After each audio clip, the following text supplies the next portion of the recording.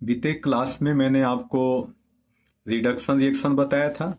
आज आपको बता रहा हूं रेडॉक्स रिएक्शन के बारे में, यानी ऑक्सीकरण और अपचयन अभिक्रिया।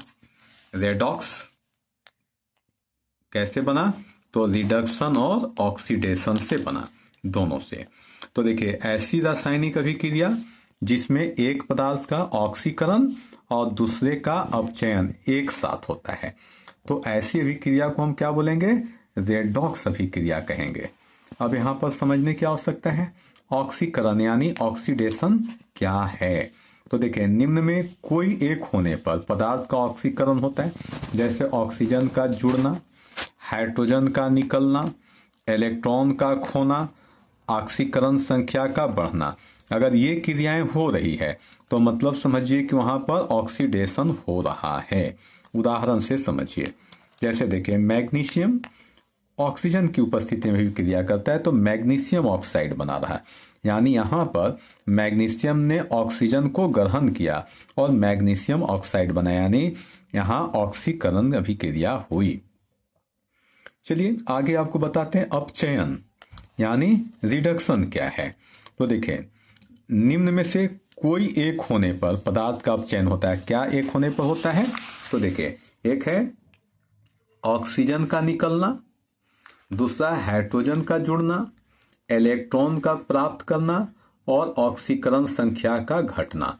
अगर ये चारों में से कोई एक हो रहा है तो समझिए कि वहां पर अपचयन अभिक्रिया हो रहा है, यानी रिडक्शन हो रहा है। उदाहरण के रूप में समझने का, जैसे कॉपर ऑक्साइड है, इसमें हाइड्रोजन आकर के अभिक्रिया कर रहा, तो इससे क्या हो रहा कि कॉपर जो है बाहर निकल रहा है और हाइड्रोजन ऑक्सीजन के साथ जुड़ करके जल बना रहा है। अर्थात यहाँ कॉपर ऑक्साइड से ऑक्सीजन निकल गया, अर्थात कॉपर का अपचयन हो गया। अब आइए हम लोग जाने कि रेडॉक्स रिएक्शन का पहचान क्या है। इसकी पहचान महत्वपूर्ण है। तो देखिए, जब किसी अभिक्रिया में क्या होगा, एक तत्व इलेक्ट्रॉन खोता है तो दूसरा इलेक्ट्रॉन प्राप्त करता है, तो वह क्या कहलाता है? Redox reaction. कहने का अर्थ यह है कि एक तत्व इलेक्ट्रॉन को त्यागेगा और दूसरा तत्व इलेक्ट्रॉन को ग्रहण करेगा। तो इस प्रकार की होने वाली अभिक्रिया को रेडॉक्स रिएक्शन कहते हैं। उदाहरण से समझा जाए तो देखिए, क्या है? जंग का लगना यानी रस्टिंग ऑफ आयरन।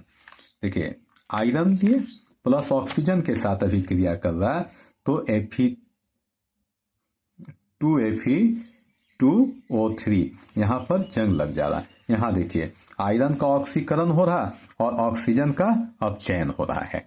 तो इस तरह से यहाँ पर एक उदाहरण है रेडॉक्स रिएक्शन का। इसी प्रकार से धातु का विस्थापन अभिक्रिया में, जैसे Zn plus CuSO4 will gives you ZnSO4 plus Cu, अर्थात जिंक जो है कॉपर सल्फेट के साथ अभिक्रिया कर रहा है, तो जिंक सल्फेट बना रहा और कॉपर को विस्थापित कर रहा है। तो यहाँ पर देखिए, जिंक जो है दो इलेक्ट्रॉन का ऑक्सीकरण हो रहा और कॉपर का अपचयन हो रहा है।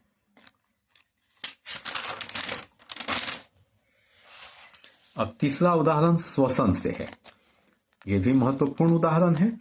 जैसे देखिए, श्वसन की क्रिया में क्या होता है? ग्लूकोज ऑक्सीजन की उपस्थिति में टूट करके कार्बन डाइऑक्साइड और जल बनाता है और साथ में ऊर्जा देता है। तो यहाँ पर देखिए क्या है, यहाँ पर एक रेडॉक्स रिएक्शन है। क्यों है? क्योंकि ग्लूकोज जो है, ये ग्लूकोज ये ऑक्सीजन के साथ अभिक्रिया किया तो ऑक्सीकरण हो रहा है और ऑक्सीजन का अपचयन हो रहा, तो क्या बन रहा है? कार्बन डाइऑक्साइड और जल बन रहा। तो इस प्रकार से ये श्वसन की क्रिया एक प्रकार का रेडॉक्स रिएक्शन है। अब चौथा उदाहरण को समझिए, वह क्या है?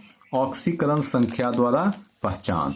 हम लोग ऑक्सीकरण संख्या के द्वारा रेडॉक्स अभिक्रिया की पहचान कर सकते हैं। जैसे देखिए, सोडियम क्लोरीन के साथ अभिक्रिया करके सोडियम क्लोराइड बनाता है। तो क्या है? सोडियम की ऑक्सीकरण यानी ऑक्सीजन निकल रहा है, एक ऑक्सीकरण हो गया। क्लोरीन के ऑक्सीकरण में एक -1 अपचयन यानी क्लोरीन अपचयित हो गया। तो इस प्रकार से एक ऑक्सीकरण हुआ, दूसरा अपचयन हो रहा। तो ये रिडॉक्स अभिक्रिया इस प्रकार से पहचाने जा सकते हैं, बनाए जा सकते हैं। अब आइए आगे हम लोग पढ़ते हैं और रेडॉक्स रिएक्शन का क्या महत्व है उससे समझते हैं। आखिर इसकी पढ़ाना क्यों जरूरी है।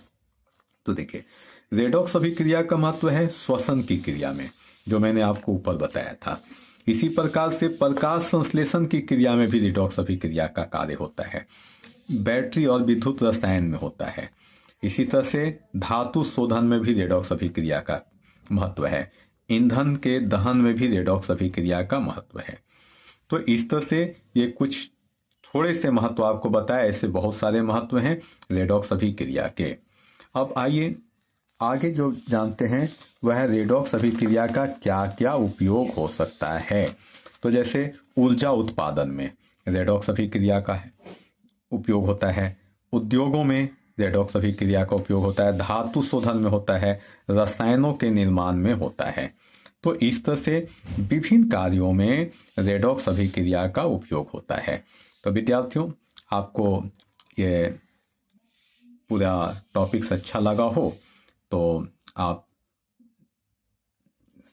लाइक करें, सब्सक्राइब करें, शेयर करें। Thank you. फिर अगले वीडियो में मिलते हैं।